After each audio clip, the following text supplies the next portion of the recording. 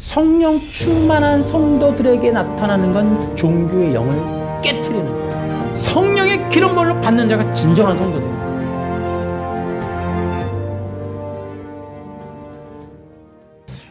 최근에 한국 기독교가 거짓된 종교 때문에 몸살을 앓고 있습니다. 기독교 안에는 거짓된 종교 단체가 있고, 그들은 우리가 이제 모조품이다 이렇게 보고 있어요. 뭐 신천지, 정명적 다 마찬가지예요. 여러분, 그런 것들이 지금 최근에 손가락질을 받고 있죠. 한국뿐만 아니라 지금 넷플릭스를 통해 전 세계에 손가락을 받고 있어요. 그런데 우리가 이제 기억해야 될 건, 손가락질 받는 그들은 종교화된 거짓 기독교예요. 생명도 없고 구원도 없고 죄와 인간의 욕망만이 있는 그런 종교 단체. 그들이 이제 손가락질을 받고 있는데 이제 기독교가 같이 이제 묻어가기 때문에 참 정통 기독교로서는 매우 힘든 그러한 일들이 일어나고 있다라는 거예요. 그런데 거짓 종교 단체, 우리가 이제 그 미디어나 여러 가지를 보면서 느끼는 건 뭐냐면, 수많은 사람들이 고통받고 있구나라는 거예요. 어쨌든 사탄은 이 거짓된 기독교를 이제 통해서 정통 기독교에 큰 피해를 입히고 있다 이렇게 볼 수 있고요. 이 사람들이 이제 기독교 전체에 대한 혐오감을 느끼고 심지어 두려움과 공포감을 가지면서 교회를 멀리하게 되는 그런 일들이 있다는 거죠. 이 거짓 기독교, 거짓 종교의 영향은 불신자나 잘 모르는 사람들로 하여금 기독교에 대한 편협한, 오해되는 잘못된 시각을 주기에 충분해요. 그러니까 참 이거 큰 문제가 아닐 수 없다. 그런데 이제 제가 늘 하는 얘기가, 정명석이나 신천지가 문제가 있는 건 사실이지만 그런 미디어를 통해서 우리는 정통 기독교라고 하면 아무 문제 없나 이런 생각을 가지면 안 된다는 거예요. 그러니까 문제가 있다라는 거예요. 그래서 이 종교의 영이라고 하는 건 이단들만의 얘기가 아니에요. 정통 기독교가 잘못되어지고 있는 부분들에 대한 것도 포함하는 거예요. 여러분, 우리 기독교가 온전한가? 그렇게 보기 매우 어려워요. 가끔씩 여러분들도 보시겠지만은 기독교인들 중에서도 점쟁이나 무당을 찾는 사람이 굉장히 많다 해요. 점쟁이들을 찾는 손님의 30%가 기독교인이라고 그러죠. 여러분, 기독교인이어도 정동진 가죠. 가서 뭐 하세요?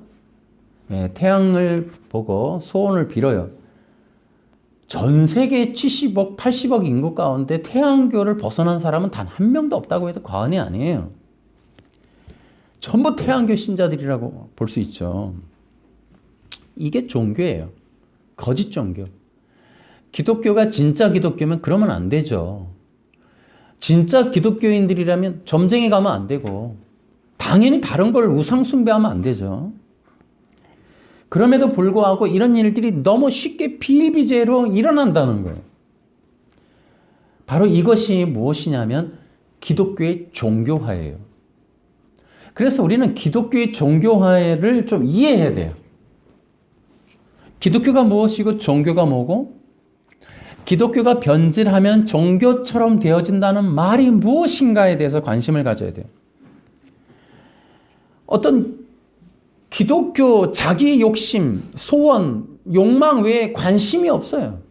기독교인들이. 여러분 기억하세요? 지금은 분별의 시대예요. 육과 영이 분리되는 거예요. 여러분, 기독교인들 중에서도 정신을 올바로 차리는 사람들이 과연 얼마나 있을까 싶어요. 여러분, 우리는 기독교 안에 있는 거짓된 종교를 분별해야 돼요. 심지어 나의 신앙도 점검해야 돼요. 우리의 교회도 점검해야 돼요. 우리가 지금 믿고 있는 기독교는 온전한가 점검해야 돼요. 기독교는 지금 굉장한 위협 앞에 있어요. 전 세계적인 종교 통합의 위기 앞에 있다고요. 율법주의도 분별하기 힘들어하는 그런 수준의 기독교는 좀 있으면 종교화되고 그 종교화된 기독교는 없어지고 말 것이다 라는 거예요. 자, 우리는 종교의 영에 대한 기초적인 원리를 좀 이해할 필요가 있어요. 이 종교의 영을 왜 알아야 되는가? 세 가지로 크게 볼게요.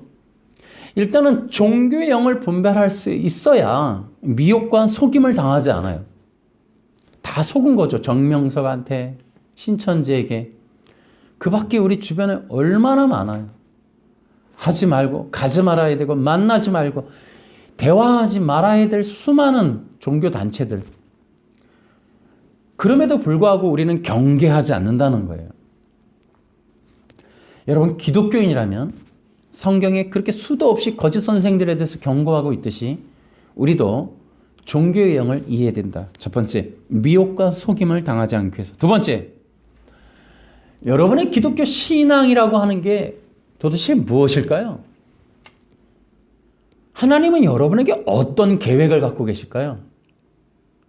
우리의 신앙이 성장하면 어떤 모습이 될까요? 여러분, 이런 것들에 대해서 알기 위해서는 종교의 영도 분별해야 돼요. 왜냐하면 그 본질로 가고 있는 일을 우리가 많이 이해하지 못하죠. 왜냐하면 그동안 너무나 많은 종교의 영에 의해서 회방받았기 때문에 그래요. 세 번째로는 여러분, 복음 전도 사역이라고 하는 것이 무슨 내용을 어떻게 전해야 될까에 대해서 굉장히 고민해야 돼요. 제가 앞으로도 이 선악과 언약 얘기할 텐데요. 사형리 중심의 복음 전도는 이제 그만 접어야 된다라는 거예요. 우리는 이제 복음 전도 사역을 위해서, 올바른 복음 전도를 위해서는 종교의 영도 분별해서 무엇을 어떻게 해야 하는지를 반드시 기억해야 된다. 자, 그러면 이제 우리는 질문을 좀 해야 돼요. 종교가 무엇이에요? 혹은 종교의 영은 무엇입니까? 라고 우리가 물어야 되겠죠. 뒤에 이제 설명이 필요하긴 하지만 이렇게 먼저 말씀을 드릴게요. 종교라고 하는 것은 인간이 신이 되거나 인간의 욕망을 성취하는 방법과 비법에 관한 것. 이것이 종교예요. 여러분이 알고 있는 종교와 다르고 사전적인 정의와 좀 다를 거예요. 이 종교라고 하는 것은 인간이 신이 되거나 인간의 욕망을 성취하는 방법에 관한 거예요. 종교는 이렇게 인간의 신격화, 신이 되어지는 그런 원리와 욕망의 충족에 관한 거기 때문에 기본적으로 종교는 인본주의예요. 그러니까 인본주의라고 하는 것 자체가 종교예요, 여러분. 그게 사상이지만 종교예요. 여러분, 우리가 이제 흔히 기억하죠. 인본주의라고 하는 것은 이 세상 문명의 기초예요. 세상 문명이 인본주의라고 하는 사상 철학인 것 같지만 사상 철학은 종교예요. 그런 것들이 기초가 되어서 이 세상 문명이 인본주의 문명으로 구축된 거예요. 그런데 그 인본주의 문명은 인본주의 종교로부터 출발했고 그 인본주의 종교는 창세기 에덴 동산 사탄의 거짓말로부터 시작되었다라는 거예요. 그리고 그 인본주의 종교라고 하는 것은, 그러니까 인본주의라고 하는 것은 이 세상에 인간이 하나님 없는 세상을 만들고 구축하기 위해서 사탄이 만들어 놓은 시스템인데 그것이 인본주의 종교와 인본주의 문명이 이 땅을 정복하며 문화와 심지어 법적인 통제와 체제를 갖추면서 현재 퍼져나가고 있는 거예요. 인본주의는 이렇게 사상이며 문화예요. 그리고 시대를 장악하는 문명입니다. 여러분 기억하세요. 종교의 영은 인본입니다. 인간의 힘, 인간의 공로, 인간의 주체사상, 인간 자체가 꿈꾸는 것들을 이루는 것, 이 모든 게 인본이에요. 그리고 그 인본은 종교다라는 거죠. 아까 말씀을 드렸지만은 이 종교의 탄생은 에덴 동산이에요. 에덴 동산 언제냐면 그 시점이 정확하게 나와요. 언제냐면 창세기 2장 18절부터예요. 그러니까 2장 17절이 끝나면서부터 창세기 2장 17절이 선포되고 나서부터 종교는 만들어지기 시작합니다. 그리고 사탄은 이것을 왜 개발을 했는가? 바로 인간을 범죄케 하고 하나님의 계획을 방해하기 위해서 이걸 만들어요.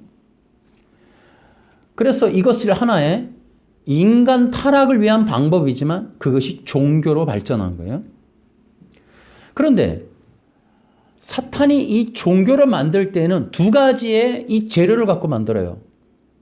하나는 하나님의 말씀 창세기 2장 17절을 갖고 만들어요. 어쨌든 이단들은 성경 갖고 다 세우죠. 안식일을 지켜야 된다 나오고 비유풀이를 들어야 된다. 약속의 목자를 받아야 된다. 나는 의롭다 주장해라. 그러니까 성경에 있는 걸 갖고 요절 갖고 만들어요. 어차피 이단들은. 사탄도 창세기 2장 17절로 만들어요. 두 번째는 종교의 소스는 인간의 욕망이에요. 그러니까 인간의 욕망을 부추기면서 종교는 탄생을 해요. 그리고 그것을 충족하기 위한 방법으로 번져나가는 거예요. 제가 이제 설명을 드려볼게요. 첫째, 하나님의 말씀이죠. 사탄은 하나님의 말씀, 이건 성경이라고 표현할 수 있어요. 성경 갖고 만들어요.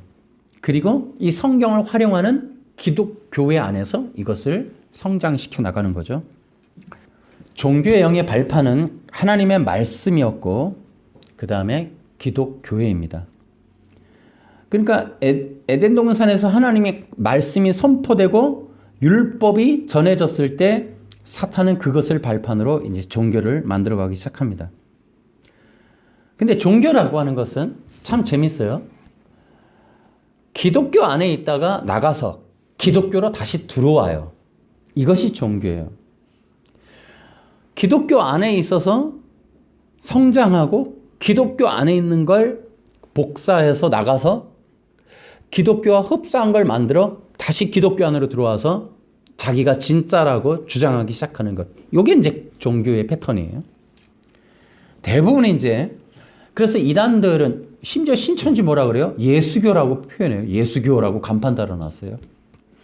그래서 안에서 그 뭐 박태선, 문선명 그 원리 강론을 통해서 교회 안에서 그걸 만들어서 나가서 단체를 만들고 다시 기독교 안에 들어와서 우리가 진짜니까 우리랑 연합하자, 우리 안에 와야 구원받는다. 이런 식으로 이제 종교가 변질돼 가는 거죠.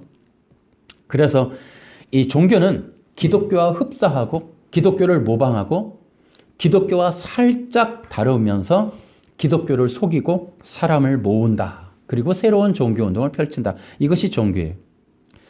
그래서 이단들은 대부분 교회 안에 있던 장로나 집사 혹은 목사나 사모들이 능력받고 계시받고 성경을 깨닫고 그래서 교회에서 사람들 모아서 그래놓고는 새로운 종교 집단을 새롭게 만드는 거예요. 그게 안상홍, 신천지 다 그렇게 되는 거죠. 그래서 하나님의 말씀과 기독교를 바탕으로 기독교 안에 거하면서 이것이 이제 사람들을 미혹하고 속이는 그런 집단으로 변해가는 것. 그것이 종교의 영이다라는 거죠. 그런데 그들이 종교를 만들 때 성경을 갖고 만들어요. 어떻게 하느냐? 성경 해석을 바꾸면 돼요. 성경 해석을 살짝 바꿔요. 그것이 무엇이냐면 문자적인 해석과 인본적인 해석이에요.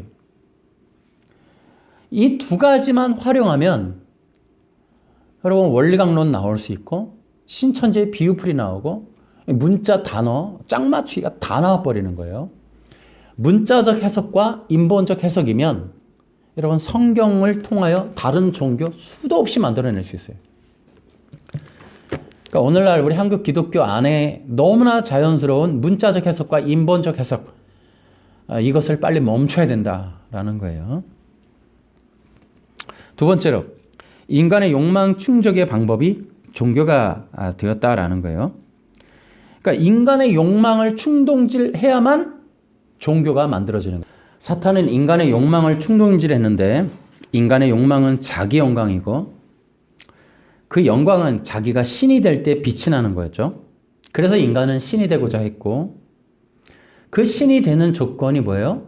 신이 되려고 하는 이유는 자기 욕망이 뜻대로 성취되기 때문에 그래서 스스로 신이 될 수 있다. 그리고 신이 되려고 선악과를 먹었습니다.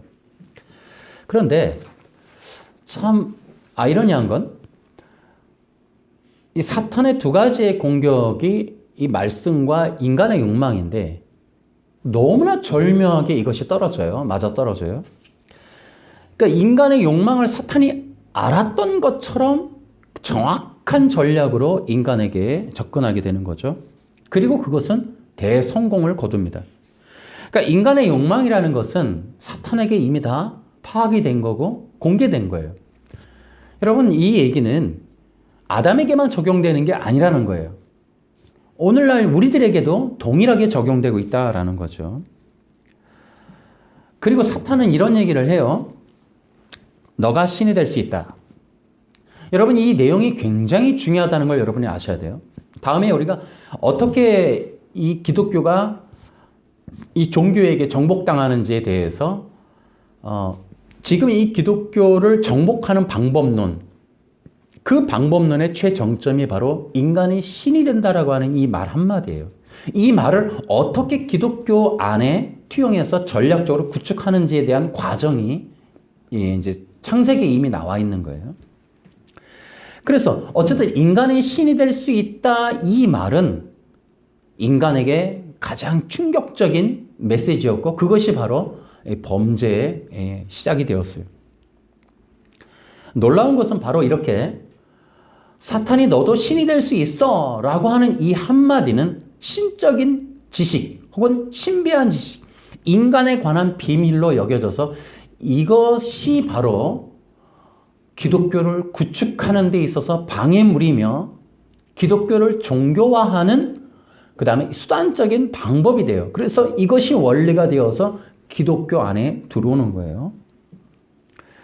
인간이 신이 되는 비결, 이것이 사상과 철학을 넘어 종교 안에 들어오고 종교가 세계에 통합될 수밖에 없는, 그래서 세계 종교로 바벨탑을 짓는 것처럼 세계 종교화 될 때는 세계 사람들에게 수용이 되고 인정이 되고 받아들여지는데 그것이 무엇이냐면 인간의 욕망 충족이에요.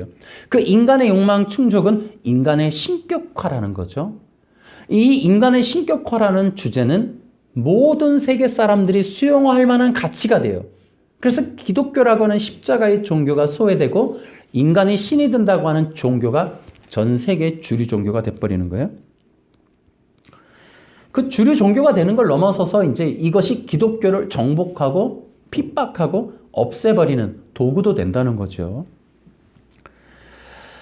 이제 이렇게 이제 인간의 신격화와 인간의 욕망 충족이라고 하는 것이 이 종교가 되어지고 이것이 바로 인간에게 유혹이라는 것이 되었어요.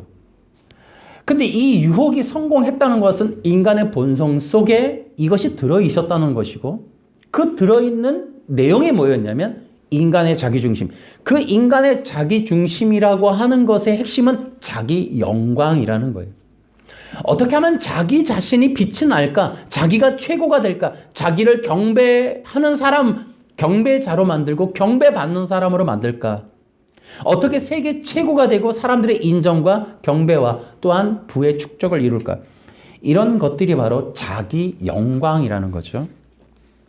그런데 바로 이 사탄의 유혹이라는 건 바로 그 자기 영광이라고 하는 것을 향하여 사탄은 타켓을 삼았다는 거예요. 여러분, 종교라고 하는 것이 지배하지 않는 영역이 없어요. 모든 인간에게는 자기 영광화가 있기 때문에 그렇습니다.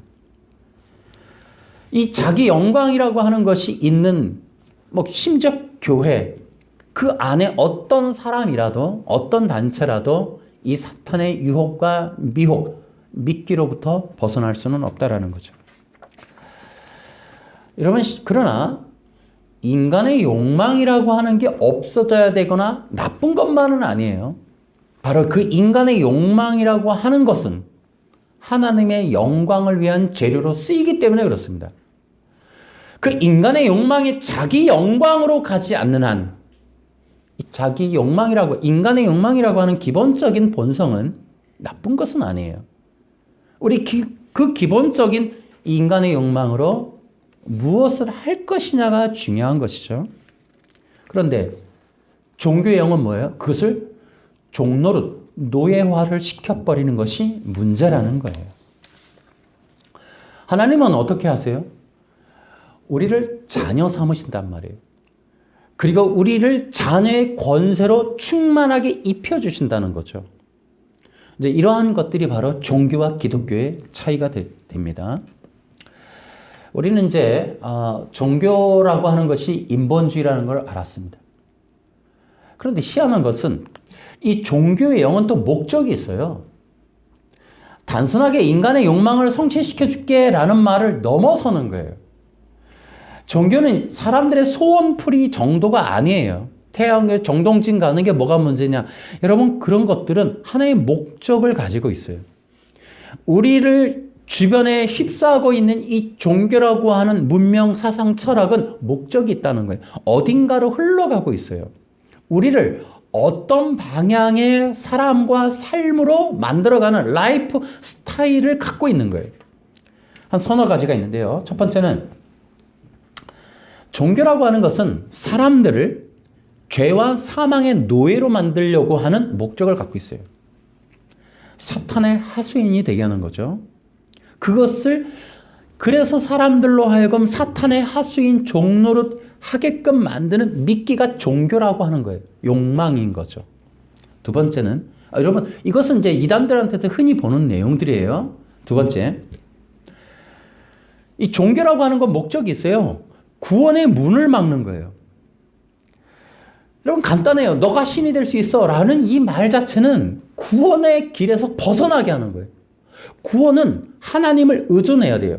자기가 신이 돼서는 구원받을 수 없어요. 그러니까 너가 신이 될 수 있어라고 하는 욕망 충족을 위한 이 슬로건은 단순해요. 구원의 문으로부터 멀어지게 하는 거예요. 세 번째는 굉장히 중요한 건데요. 종교의 영을 통하여 기독교 진리를 공격하는데요. 이것은 나중에 우리가 종교가 만든 가짜 기독교 그 안에 우리가 포함된 내용으로서 배우게 되는데 이것이 율법주의에 관한 거예요. 그런데 이것이 무엇이냐면 어쨌든 종교의 영이 갖고 있는 목적은 하나님과의 영적인 연합을 가로막아요. 이것이 선악과 언약에 들어있는 내용이었어요. 그리고 하나님의 공의로우신 계획, 하나님의 나라의 백성을 만드는 방법에 대해서도 이것을 활용하는 거예요. 종교의 영이. 우리는 영적 연합이라는 말 자체가 굉장히 낯설기도 할 거예요.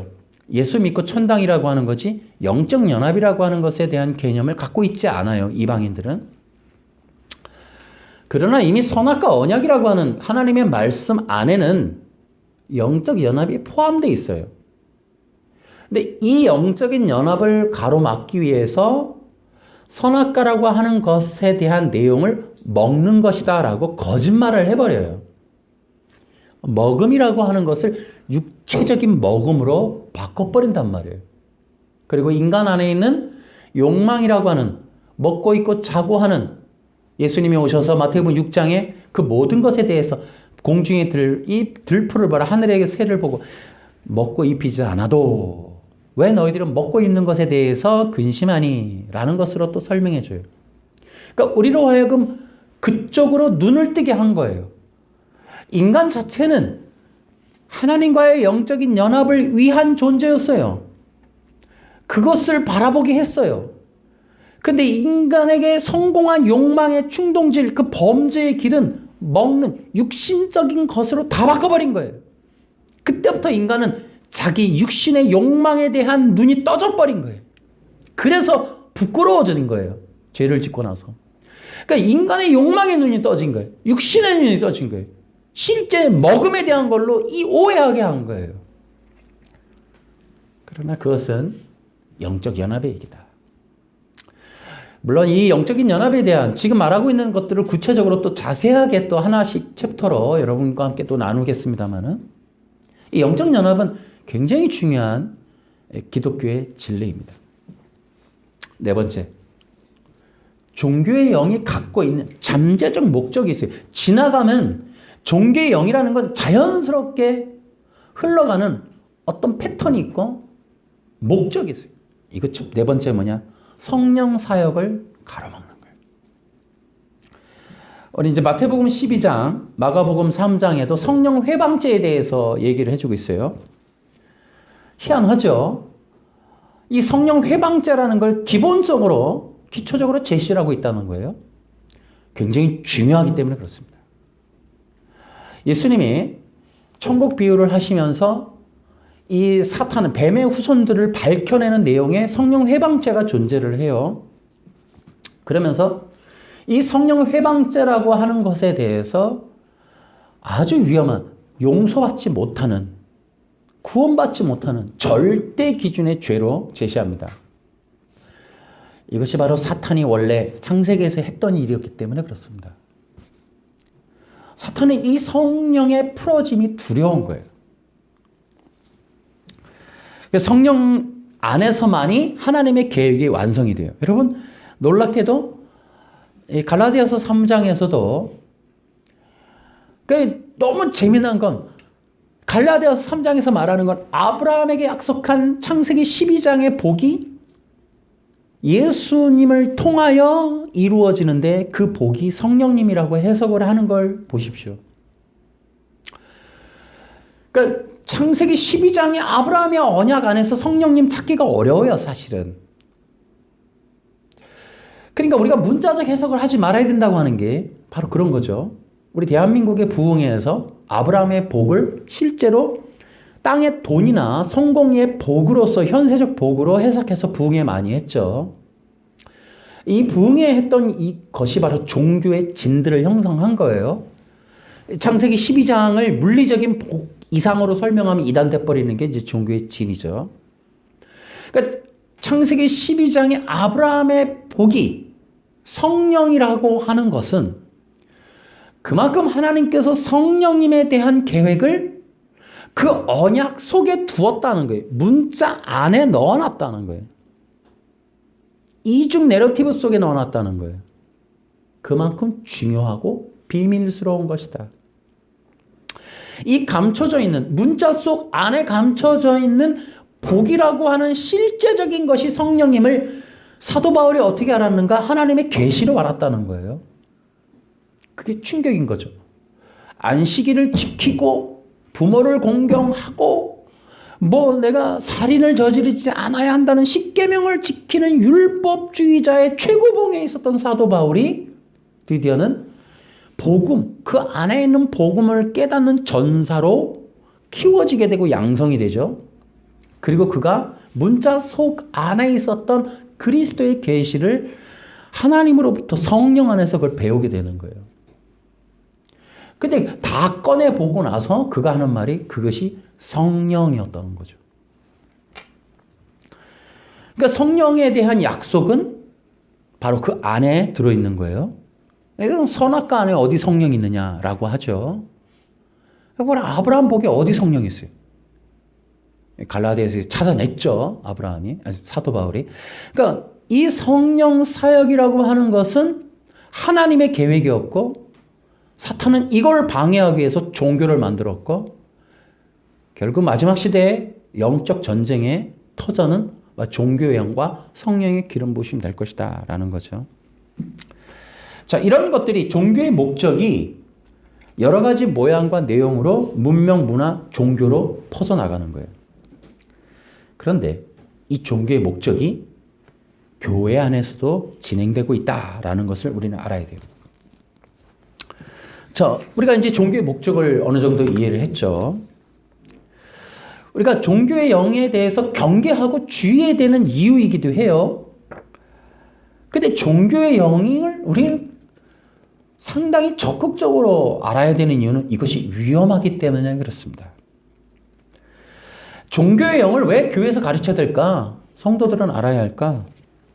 종교의 영은 매우 위험한 것이다. 그리고 교묘한 것이다. 라는 거예요. 왜? 아담은 바로 이 공격에 그대로 넘어졌어요. 그리고 심지어 이 종교의 영의 두 가지의 전략, 하나님의 말씀과 인간의 욕망을 충동질만 했는데 그는 하나님을 대적했고 하나님을 오해했고 하나님을 등지고 자기가 하나님이라고 하는 선언을 해버린다는 거죠. 종교의 영은 매우 위험한 것이다. 이제 어떻게 이것이 위험하냐면 첫 번째, 종교는 분별하기가 매우 어려워요. 종교라고 하는 것은 사람들의 불안하고 두렵고 간절한 심리를 이용해서 접근해요. 종교의 특징이 그래요. 다시요. 종교의 영은 사람들의 심리를 이용해요. 아까 얘기했죠. 아담이 넘어갈 수밖에 없어요. 아담이 시험에 빠지는, 범죄케 되는 사탄의 전략이 대성공을 거두는 이유는 아담의 심리를 이용했기 때문에 그래요. 여러분, 유혹이라고 하는 것은 마음이 없으면 유혹이 안 돼요. 돈에 대해서 생각이 없는 사람은 돈 아무리 얘기해도 시험이 안 들어요. 돈에 대해서 관심이 없으니까. 여러분, 아담 자체가 그 안에 갖고 있었던 자기 영광이라는 게 있었기 때문에 너도 신이 될 수 있어라고 하는 것에 불꽃이 팍 튀기는 거예요. 여러분, 병이 들었을 때 사람들이 죽음의 선고를 받았을 때, 사업이 망했을 때, 정말 가까운 가족이 아플 때 불안하고 두렵고 간절한 심리를 이용해서 이단들이 들어가는 거예요. 종교가 들어오는 거예요. 거짓말이 들어가는 거예요. 여러분, 사람들은 지푸라기 잡는 심정으로 올인을 해버리는 거예요. 인생을 다 갖다 바쳐버린다고. 이런 것들이 바로 종교의 영의 위험성이에요. 그런데 때때로 이제 그렇게 간절한 마음도 있는데 목회자들에게도 접근이 되죠. 종교인들에게. 좀 어쨌든 기도원이나 이런 데도 뭐예요? 우리 목사님들에게 어떤 그런 일들이 있을 수 있어요. 간절해질 수 있죠. 교회 개척을 하고 혹은 목회를, 설교를 또 여러 가지를 해야 하는데 사람들이 많이 모이면 좋죠.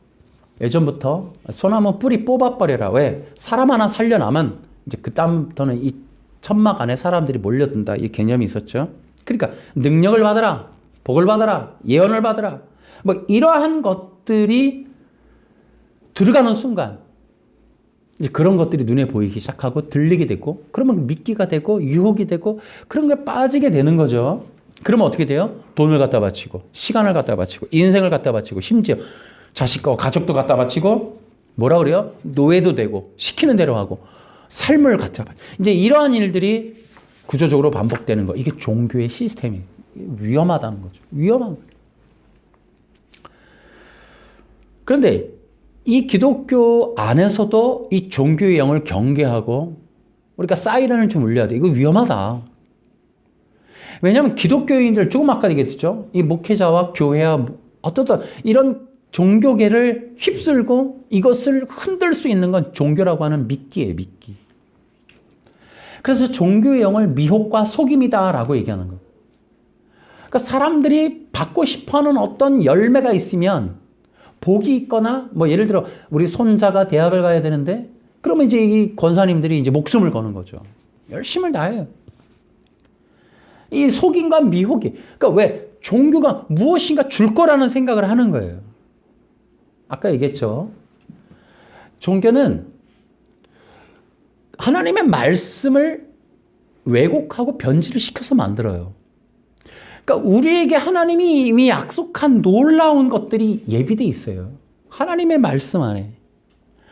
우리 이 땅에서 얻고 싶어하는 욕망의 이야기보다 더 놀라운 것들이 이미 약속되어 있다고요. 자녀의 권세서부터. 이 영적 연합 안에 들어가 있는 우리가 이제 예수 믿고 성령 안에서 이미 하나님 나라에서 받을 영생을 지금 누리고 있죠. 여러분 누리고 계세요? 자, 이런 내용들이 우리는 사형리에서 제거가 돼요. 이제 죽어 천국 가는 걸로 돼버린단 말이죠. 그러니까 이 땅에서 우리가 그리스도와의 영적인 연합을 이루는 삶이 그리스도인의 삶이고 새 생명의 삶이고 그 안에 성령 안에서 우리가 기대하지 않았던 놀라운 것들을 이미 다 주셨어요. 그러니까 우리는 그 욕망이라고 하는 것에 노예가 되는 게 아니라 그런 것들을 이기고 통치하고 다스리는 삶으로 우리를 부르신 거예요. 그래서 자녀의 권세를 준 거예요. 우리는 그런 것들을 통치하고 다스리는 거예요. 그걸 이겨내는 거예요. 그러한 삶으로 사람들의 지배를 받고 그러한 것들로 죄와 범죄와 또 이 산지옥, 생지옥을 만들어가는 전쟁이 나고 다툼이 나고 살인이 나고 극악한 분열과 이런 것들이 일어나는 세상 속에 그리스도와의 영적인 연합으로 인한 그 엄청난 영적 부요함으로 세상을 다스리고 통치하고 빛을 비춰서 따라오게 하고 등대를 돌리고 그런 역할을 하라고 불러주셨죠. 근데 기독교 안에서 종교가 뭐라고 하냐면 얘들아 너희들도 일생을 다하여 너희가 바라는 욕망의 노예가 되어서 살아라 라고 우리한테 계속 속삭이는 거예요. 기도 3일만 하면 너 원하는 거 이루어질 수 있어. 헌금 얼마만 바치면, 봉사를 얼마를 하면, 전도를 얼마를 하면, 기도를 3년을 작정을 하고 1,000번제를 하면 너 소원이 이룰 수 있어. 끊임없이 속삭이는 거죠. 끊임없이. 그러니까 우리의 욕망이라고 하는 것들에 대해서 종로로 시켜버리는 거예요. 종교는. 그 의식을 아까 얘기했죠. 종교는 하나님의 말씀을 다 잊어버리게 해요. 약속을 잊어버리게 해요. 언약을 잊어버리게 해요. 진리를 잊어버리게 해요. 그리고 어떻게 해요? 내 욕망에 바로 엔카운터, 연합을 시켜버려요. 그 욕망이 모든 것을 가려버려요. 그리고 성경을 열면 욕망 해소를 위한 방법론으로 성경을 읽게 되죠. 큐티 묵상으로. 그래서 우리는 기억해야 돼요. 종교가 왜 위험하냐? 여러분의 신앙과 기독교를 변질시킨다라는 거예요. 잘못된 길로 가게 해요. 여러분 다시 한번 꼭 기억하세요. 예수님이 와서도 하신 말씀도 기억하세요. 선악과 언약을 되풀이하고 계시는 마태복음 5, 6, 7장을 기억하세요. 산상수훈을 기억하세요. 하늘에 나는 공중, 들풀, 모든 것들이 먹고 입히는데 근심하는 거 보았느냐? 내가 알아서 때를 따라 다 부어준다. 그러니까 이런 의식 개혁을 끊임없이 시키는 거죠. 자녀들이 살아가는 어떤 진정 하나님의 자녀로서 언약 안에 있었던 이스라엘 백성들에게 눈과 영을 다시 열어주는 거예요. 그것이 하나님의 영의 역사죠. 그러니까 우리는 이런 종교의 영을 통하여 우리 속성을 뒤집어 봐야 돼요. 다시 한번 회복해야 된다. 우리의 처져 있는 육적인, 욕망적인, 현세적인 종교 의식을 뜯어내는 것. 그래서 우리로 하여금 우리 눈과 마음을 에베소서 1장에 너희 마음의 눈을 떠서 하나님이 예비하는 놀라운 것들을 보게 해주시기를 간절히 기도하노라. 그러니까 우리로 하여금 창세전에 나를 택하여 하나님께서 이미 세워놓은 놀라운 은혜의 영광스러운 것들을 보게 하는 일. 이걸 성령이 하시는 거예요. 성령. 우리는 끊임없이 그 길로 돌아가야 된다. 계속적으로 여러분 똑같은 패턴이지만은 종교의 영이라고 하는 건 우리를 끌어내려요. 우리의 영적인, 하나님의 언약적인, 하나님의 은혜로운 것, 나라의 은혜의 왕국의 것들을 못 보게 하고 여기에 있는 것들, 당장 나의 것들에 대해서 그런 것들을 직접적으로 먹음에 관한 것으로 전부 문제를 시하는 거예요. 여러분 그래서 예수님이 이제 마태복음에서 얘기하시는 게 우리가 그렇게 고민하고 문제시하는 것들은 문제가 아니라는 거예요. 문제를 제거해버리는 거예요. 예를 들어 예수님이 오셔갖고 너희들 그렇게 먹는 게 갈급하니 내가 이제부터 빵 만들어줄 테니까 다 가져가. 뭐 이런 얘기를 하는 게 아니란 말이죠. 그 빵의 문제가 아님을 걷어버리는 거예요. 생명에 관한 것으로 재해석해서 제자리 돌려놓는 거죠. 하나님의 자녀들에게 있어서 중요한 것이 빵의 문제가 아니라는 거예요. 하나님의 생명에 관한 것이라는 거죠. 실제로 우리의 문제는 뭐냐면 생명이 없는 게 문제인 거예요. 그리스도가 없는 게 문제인 거예요. 하나님이 주신 은혜의 복을 누리지 못하는 게 문제인 거예요. 그러니까 우리는 끊임없이 그리스도와의 이 영적인 연합에 그러한 내용들이 무엇인지를 이해하지 못하는 거예요. 종교의 영이 역사를 그렇게 교묘하게 세밀하게 하고 있는 거예요. 여러분이 예수님이 그래서 종교의 영을 걷어내고 있는 이 사역을 기억하셔야 돼요. 그래서 끊임없이 종교의 영을 걷어내고 그 말씀을 통해 우리를 그럼 다시 하나님과의 영적인 연합 가운데로 들어가게 하는 거예요. 그래서 우리의 육체의 눈에 이 시퍼런 세속적인 것들을 다 고쳐버리고 뜯어내는 거예요. 마음의 눈이 떠지게 하는 거예요. 여러분 지금 어때요? 이 세상의 문명 다시 얘기했죠. 인본주의라고. 자, 인본주의는 기본적으로 자기 영광이에요. 제가 지난주에 얘기했죠. 자기 영광은 자기 자랑, 자기 사랑, 자기 의예요. 여러분 이것은 지금 이 시대의 문명을 우리가 읽어내는 키워드이기도 해요. 여러분 사람 곳곳에 심겨지는 게 뭡니까? 자기 욕망이죠. 여러분 미디어에서 뭘 봐요? 여행 가고 먹고 놀고 즐기고 자기가 갖고 싶은 거 다 갖고 사고 누리고 하는 것들이에요. 그러니까 인본주의라고 하는 것은 자연스러운 문화인 것 같지만 종교가 되어 있고 사람들을 의식화하고 끌고 가고 노예가 돼요. 사람들은 그것이 마치 좋은 웰빙이라고 생각을 하고 그것이야말로 사람들의 어떤 소망이 이루어지는 꿈의 현실이라고 생각해요. 드림이라고 드림. 그런 프로도 있더라고요. 드림이라는 거예요. 여러분 한 가지 더 얘기하면은 여러분 기억하세요. 너도 신이 될 수 있어. 여러분 너도 신이 될 수 있다라고 하는 이유는 제한과 한계에 대한 법을 제거하는 거예요. 근데 너가 신이 되면 무슨 일이 벌어지냐면은 신의 영역은 법을 만드는 거예요. 그러니까 법이 세워져요. 그 법은 생명과 죽음의 심판의 기준이에요. 그러니까 내가 내 생명을 책임지겠다라고 하는 게 왕이 되는 거예요. 터치하지 마세요. 내가 알아서 내가 살게요. 이게 이제 왕이 되는 거예요. 제발 간섭하지 마세요. 그러니까 내가 내 스스로 알아서 할 테니까 내 신앙 문제 내가 알아서 할 테니까 이래라 저래라 간섭하지 마세요. 이게 이제 내가 신이 되는 과정이에요. 그러니까 내가 신이 되는 것은 내가 일단 법이 있어요. 법. 그러니까 하나님의 법이 아닌 나의 법, 당대당으로 대적하는 법이 세워져요. 그 법의 기준은 내 욕망이 되는 거예요. 내 욕망에 대한 법은 어떻게 세워지냐면 내 생각으로 세워요. 내 생각 속에서 지어낸단 말이죠. 그 내 생각이 내 마음으로 들어가서 항상 그 마음의 뜻을 품어요. 그래서 자기 영광을 만들어내는 거죠. 사람은 자기 마음에 있는 걸 투영하고 그걸 바라보게 돼 있어요. 자기 마음에 있는 자기 욕망을 향한 것을 24시간 생각하면서 사는 거예요.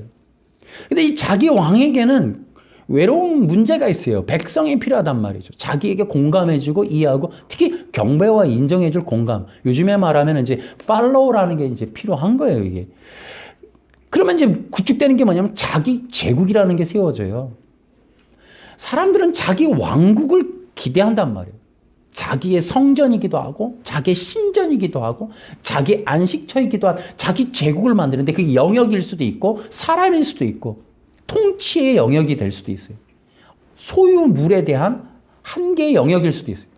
이제 이런 것들을 구축해 가는 거예요. 제국을 만드는 거예요. 삼성 제국, 뭐 개인적인 뭐 김정은, 뭐 북한 제국, 시진핑의 제국, 어떤 제국을 만들어 가는 거예요. 개개인도 보면 다 그래요. 자기 집에 자기 뜻대로 자기 마음대로 어떤 자기 공간, 어떤 그런 자기 제국성을 갖게 돼요. 그게 신이 된다라고 하는 거예요. 거기에 이제 종교가 들어가서 결국에는 그리스도 없는 세상 속에서 고립되게 만드는 거예요. 그래서 이 종교의 특징에 다음에 또 우리가 얘기할 건데 종교의 영은 두 가지를 결론적으로 만들어내요. 뭐냐? 외식과 고립이에요. 종교의 영은 자기 영광을 추구하는 한 고립이 돼요. 모든 사람이 신이 되면 고립이 됩니다. 이제 그런 것들 중에 고립이 안 되는 사람은 계시성이 강한 사람이 세상 속에서 계속 어필을 하는 한은 고립이 안 되는 줄 알지만 결국은 자기가 위기 상황은 다 떠나죠. 결국은 고립이에요. 그러니까 사람들은 결국 종교의 영에 의해서 시달리며 사는 거예요. 평생을. 헛된 야망을 불러넣어주고 그것으로 종이 되게 하는 거예요. 노예가 되는 거예요. 끊임없이 자기가 세상 사람들에게 어필될 수밖에 없는 그러한 자기 영광이 흐려지지 않는 삶을 위한 긴장을 놓치지 못하는 그런 삶을 계속 살다가 사람들은 결국 이제 파산이 되는 거예요. 파산. 자기 영광의 추구. 생지옥입니다, 여러분. 그래서 우리 마음 속에는 자기 영광이 아니라 그리스도의 영광이 들어와야 돼요. 그게 왜 우리로 하여금 평안이고 안식이 되느냐? 여러분, 우리는 신이 아니에요. 우리는 피조물이라고. 우리 육신이라고. 하나님이 원래 왕이에요. 나는 백성이라고요. 여러분, 왜 우리가 신의 자리에서 내려오면 평안하느냐? 그게 본래 내 자리였으니까. 자기 자리로 돌아갈 때 그때 기쁨이 오는 거예요. 그때 안식이 찾아오는 거예요. 우리는 누군가에 의한 보호와 도움과 구원을 받을 필요가 있는 연약한 존재예요. 그걸 인정하는 것이 겸손이라고 하는 거예요. 자기 자리로 내려오는 거예요. 왕의 자리에서 내려오는 거예요. 그것이 바로 성령님의 역할인 거예요. 종교는 우리가 피조물인데 왕이 되라고 거짓말치고 충동질해서 벗어나게 하는 거고, 성령님은 제자리로 가게 하는 거예요. 아니다. 네 자리가 아니다. 네 자리로 돌아가거라. 흙의 자리로 돌아가거라. 피조물의 자리로, 백성의 자리로, 자녀의 자리로, 경배자의 자리로 돌아가라. 예배자의 자리로 돌아가라. 그게 겸손함인 거예요. 그게 뭐라고요? 인간의 완전함인 거예요. 그때 뭐가 있어요? 평안이 있는 거예요. 찬양 가운데도 예수님한테 우리 인생을 바쳤으니 예수님께서 우리를 책임지실 거야. 이게 영혼의 평안함이에요. 맡기는 거예요. 내가 주도적으로 내가 책임지는 게 구원 내가 알아서 할 테니까 관심 갖지 마세요. 이게 아니라 나의 구원을 아버지께 의탁하는 거죠. 그리고 전적으로 믿고 사는 거예요. 그분이 나를 도우실 거야. 그분이 나를 안전하게 하실 거야. 그걸 뭐라 그래요? 기독교적 신앙이라고 그러는 거예요. 그럴 때 평안을 너에게 주노라. 평안이 오는 거예요. 그것을 성령님이 이루신단 말이죠. 그러니까 이러한 것들 때문에 우리는 종교의 영을 분별하고, 그래서 종교의 영을 분별하면 어떤 것이 내 안에 들어오는 욕구 충족에 대한 유혹이고 믿기고 미혹인지를 알게 되는 거예요. 그리고 어떤 것이 하나님의 뜻이고 복음이고 성령의 인도함인지를 이해하게 되는 거예요. 그런 것들이 분별이 안 된다면 우리는 끊임없이 내 본성을 자극하고 있는, 가장 편안하게 느낄 수밖에 없는 곳으로 가는, 내 본성에 가장 적합한, 나 되고 싶어, 나 영광 받고 싶어, 내가 하고 싶은 거 다 하고 싶어 라고 하는 인간의 기초적인 DNA에 착하고 달라붙는 그 이야기 따라갈 수밖에 없어요. 그래서 성령을 따라가는 복음은 공의로운 법이에요. 이건 뭐냐면 정말 주님 앞에 영광스러운 생명의 삶을 누리는 자는 믿는 법에 따르는 거예요. 그게 공의로운 거예요.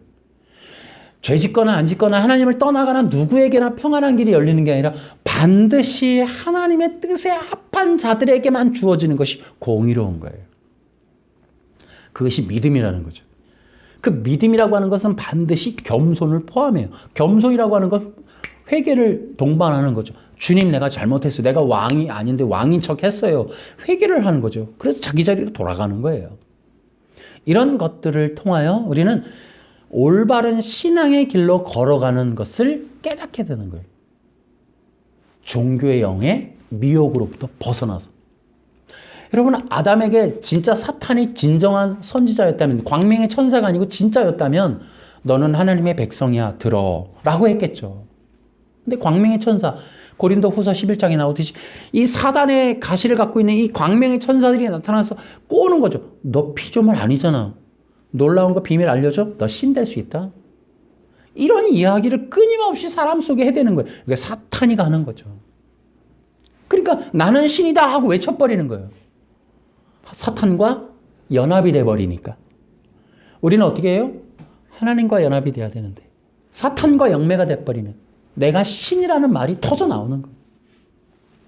이제 이러한 것들이 종교의 영의 위험성이다라는 거예요.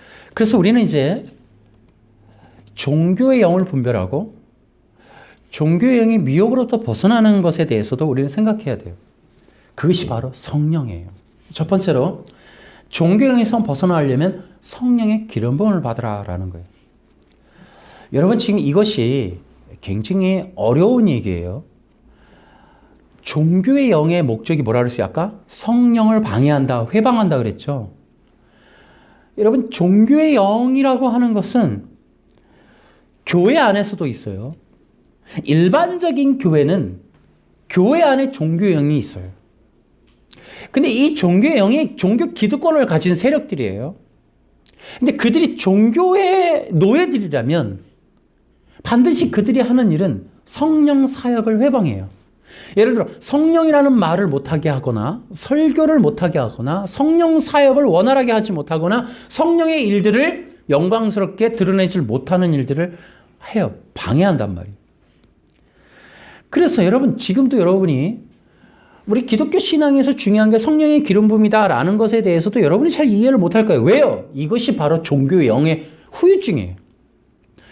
우리 대한민국의 기독교의 이 주류가 장로교고 장로교 신학이 미국에서 토하는데 미국의 개혁주의라고 하는 사람들이 만들어 놓은 것 중에 이 정말 엄청난 이 사탄의 구덩이가 뭐냐면 은사 중지론이에요. 이걸 통하여 사도행전에 있었던 기적의 일들은 끝났다라는 거예요. 그리고 이후부터는 성령이라고 하는 게 존재하지 않는다라는 거죠. 그래서 성령 사역이 이때 기적이나 예언이나 은사는 끝났다. 그 초대교회만 있었다. 그걸 통해서 원천적으로 성령 사역이라고 하는 걸 다 걷어내버렸어요. 개혁주의가 위험한 집단이라는 것이 바로 그러한 증거들 때문에 있는 거죠. 그래서 교회 안에서 이런 성령이라고 하는 것들을 말하지 못하게 하는 세력이 지금도 존재해요. 교단적으로, 신학적으로, 이단 대책위원회에서 이런 것들을 다 어떤 성령이라고 하는 것들을 이렇게 하면 안 되고 저렇게 하면 안 되고 다 제한하는 거죠. 이런 것들 때문에 종교의 영이 더 극성을 부린다. 오히려 종교의 영을 퍼뜨리는 원인이 바로 성령의 방해 때문이다라는 거죠. 두 번째, 여러분이 종교의 영에서 벗어나는 건 성령의 기름 부음이고 두 번째는 성령을 그럼 어떻게 받을 것이냐 하는 것을 꼭 기억하세요. 아까 우리가 에베소서 1장 읽었는데요. 성령은 집회에 가거나 부흥에 가서 돈 주고 얻는 게 아니고 복음을 듣고 예수님을 믿을 때 받는 거예요. 그리고 이 성령은 구원의 보증으로서 주어지는 거예요. 사도행전 19장에 너희가 믿을 때 성령을 받았느냐라고 사도 바울이 누구한테 묻냐면 에베소에 있는 성도들에게 물어요. 너희가 믿을 때 성령 받았니?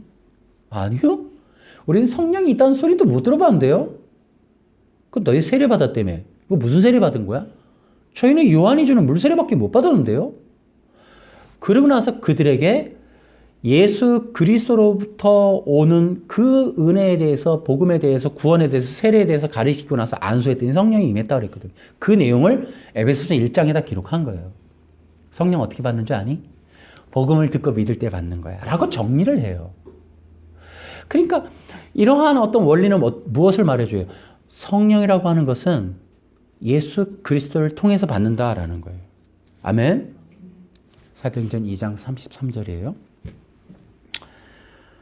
반드시 그리고 이 종교의 영에서 벗어나는 건 교회가 성령 충만해야 하고 성령 충만한 성도들에게 나타나는 건 종교의 영을 깨트리는 거예요. 여러분 성령 받았어요. 그런데 중요한 것은 계속적으로 성령이 충만하셔야 돼요. 재밌죠? 성령님을 충만이라는 단어로 표현한다는 것. 예수님 충만. 그냥 예수님은 계시다 그러고 예수님 사역을 하지만 우리가 예수님이 어떤 분량적인 걸로 얘기 안 해요. 그죠? 인격적으로 얘기하죠. 성령님이 삼위일체의 인격이시지만은 우리는 분량이나 물량으로 얘기를 표현도 해요. 이런 부분들이 구약적인 배경을 두고 있기 때문에 그렇습니다. 그러니까 성령님에 대해서 우리가 기름 붓듯했다라고 하고 충만이라는 표현을 해서 차거나 부족하거나 소멸되거나 없어지거나 가득 차거나 넘치거나 더 많아지는 것들에 대해서도 표현을 해요. 성령님을. 우리는 성령님이 좀 가득히 계시는 충만함을 유지하는 게 필요하다라는 거예요. 그런 것들을 필요로 하는 이유는 성령 충만할 때 죄와 사탄과 종교의 악령들이 우리가 분별이 되고 나가게 되고 떠나게 되고 두렵게 되고 묶임받게 되기 때문에 성령의 역사가 있는 곳에서는 종교의 영이 거할 수가 없다. 성령이 충만한 성도들에게는 종교의 영이 미혹하지 못한다. 성령이 충만한 교회는 종교의 영의 역사가 그치게 된다라는 것. 성령의 충만함이라고 하는 것은 결국 우리에게 주어지는 것은 영적 연합이에요. 이 영적인 연합을 이길 수 있는 악령은 없어요. 이길 수 있는 악한 것들은 없어요. 이길 수 있는 세속이 없어요. 어떠한 것도 이 영적인 연합을 이길 수가 없어요. 그것은 오직 성령 충만함에 있다. 여러분들의 신앙이 앞에서 충분히 다음 주에 또 이야기하겠습니다만 이 종교의 영이라고 하는 게 얼마나 교묘하고 위험하고 우리 생각 속에 마음 속에 존재하고 이것이 우리의 삶을 신앙을 비뚤리게 한다라는 것을 말씀을 드렸습니다. 그러면서 우리에게 있어서 꼭 필요한 것은 성령의 기름 부으심입니다. 성령의 기름 부으심은 이 시대적인 종교의 영이 현재 가로막고 있고 또 이 종교의 영이 하고 있는 일이 뭐냐면 거짓된 부흥을 또 얘기하는 거예요. 다음 주에 우리 성령 기름 또 하겠지만 거짓된 부흥이라고 하는 게 뭐냐면 성령의 왜곡이에요. 성령 사역의 왜곡을 한단 말이에요. 넘어지고 웃거나 뒹굴거나 이런 것들로 성령이라고 하는 거 에즈벨에 대해 부흥이 바로 그런 거예요. 왜곡인 거예요. 사람이 모여서 기도한다는 것으로 부흥이다. 그리고 성령이다. 그러므로 인하여 성령의 본질적인 사역을 양쪽으로 지금 방해하고 있는 거예요. 하나는 가로막고 하나는 변질되게 해서 우리로 하여금 성령 사역 성령 되게 받으면 넘어지는구나. 성령 되게 받으면 막 웃고 뒹굴고 해야 되는구나. 아니요. 성령 사역은 요한복음 14, 15, 16장에 얘기하듯이 영적 연합인 거예요. 그분과의 영원한 영생을 누리게 되는 삶으로 우리를 이끌어 가시는 거예요. 우리 그 삶에 대해서 앞으로도 또 배우겠습니다만 어쨌든 여러분 기억하십시오. 우리의 진정한 기독교인들이라면 마지막 시대에 하나님께서 예비하신 성령의 기름부음을 받으시게 될 겁니다. 성령의 기름부음을 받는 자가 진정한 성도들입니다. 우리의 신앙생활이 진정한 기독교인이라면 여러분은 성령의 기름부음으로 충만해질 겁니다. 그것이 하나님이 약속한 것들입니다. 우리 그거 기대합시다.